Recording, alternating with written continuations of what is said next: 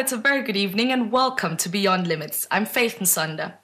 On this week's episode, we feature a woman who decided to walk a road less traveled to forge her own destiny. This woman refused to say die, even when the odds seemed stacked up against her. Every week, she shares her professional knowledge in a weekly column in the Post newspaper for 3 years now. She's also managing consultant of her own human resource development firm. She not only has offices here in Zambia, but Zimbabwe as well. She also has consulting partners in Tanzania and South Africa. Ladies and gentlemen, this woman is a lifestyle guru. She's an entrepreneur. She's a training and development expert. Welcome with me, Miyanda Maimbo. When it comes to giving, I always ask people, are you the most generous person you know?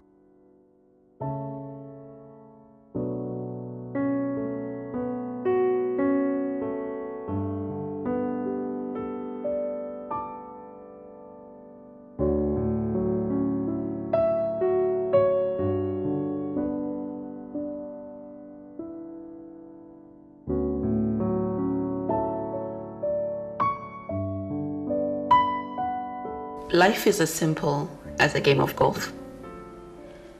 Don't just look at where the ball is going, but keep your eyes on the ball. You're talking about tips. Do you think your personality is important when looking for a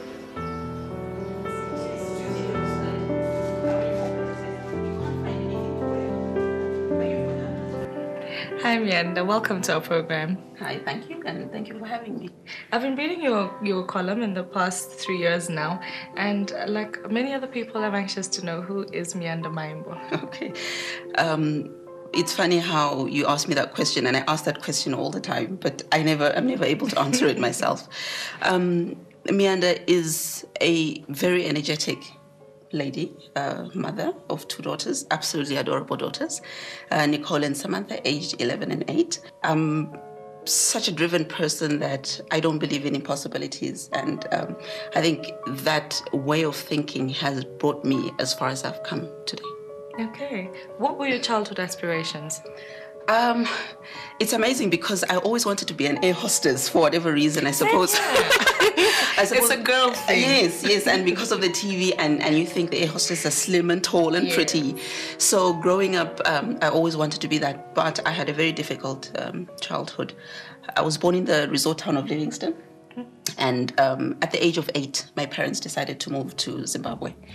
And at the time, just the whole change of environment scenario was very difficult. We got into an environment where we had to start learning a new language. I'm sure you can imagine how at the age of 8, and you're telling other children that you don't speak Shona. Okay, so when did you decide to come back to Zambia? I hadn't seen my father for 25 years.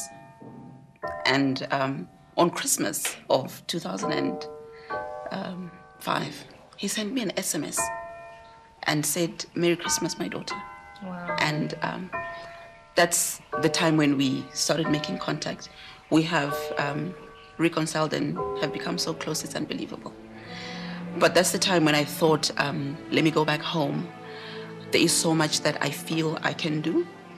But before I made the final decision to come here, I asked my father to set up some meetings for me with a couple of people I could speak to who could help me understand the market. Remember, I've been out of the country for so long. And so I needed to understand whether what I wanted to come and put together would actually work. And that's the time when my father introduced me to Chibamba Kanyama. Oh. Yeah. I remember that day meeting him, and for me, the selflessness that he showed was amazing, because at the time he was director of corporate services for Zambia State Insurance, and I didn't have to go through 20 secretaries. But he sat me down and said, "Young lady, what is it that you want to do?" And I explained to him, and he just told me one sentence, and he said, "You can do it." And here's somebody who's come all the way wanting to understand the market, and what do I get? Somebody tell me that you can do it. So I walk out of there and I'm saying to my dad, why didn't he give me so much information? You know, why didn't he give me documents and things like that? But when I got home, I sat down and I said, he must have seen something in me to tell me that I could do it. And that is what rang in my mind until I made the decision to say, this is what I'm going to do. I'm going to come back and I'm going to use my skills to empower people to find jobs, which is one of the areas that I do. I'm going to empower people in terms of developing their skills, which is one of the things that I do. And obviously empower people in terms of developing their images, which is something that I totally love to do.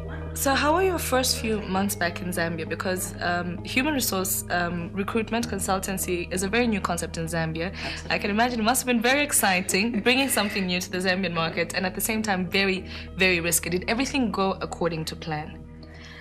You know, strangely, I drove from Zimbabwe to Zambia. And I remember at the time driving in my little vehicle in the escarpments.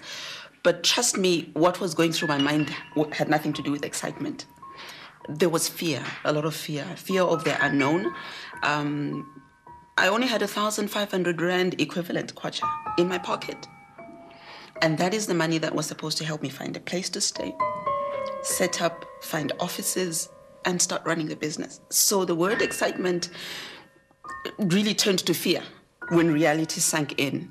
And I spent a few days and realized that it wasn't what I bargained for. But as I said earlier, I'm somebody who doesn't easily give up. From my background, you know, watching my mom do all the things that she did for us without ever thinking that is not possible. So that part is still in me. And it helped me take each day as it came. I was obviously surrounded by a few people who were very good to me. And I remember the first days I was staying in a cottage in Olympia. And I had a wonderful landlady. I remember I had no money. And I would have a bottle of mazoe, you know, the big mazoe. And I'd buy a loaf of bread on a Sunday. And the whole week it would be mazoe and bread. Because I couldn't use that money to buy fancy food, because that is the money I needed to go into an internet cafe and research. So the first few months were characterized by sleeping on the floor. Remember, I came with a suitcase and a vehicle, no bed. That money was not enough to buy a bed. So I'm sleeping on a floor for 6 months. There was no geyser in the cottage, so I'm bathing in cold water for 6 months. But every morning I woke up and was probably one of the first people in town without an office to wait for the internet cafe to open, for me to go in there and type my little proposals. Wow.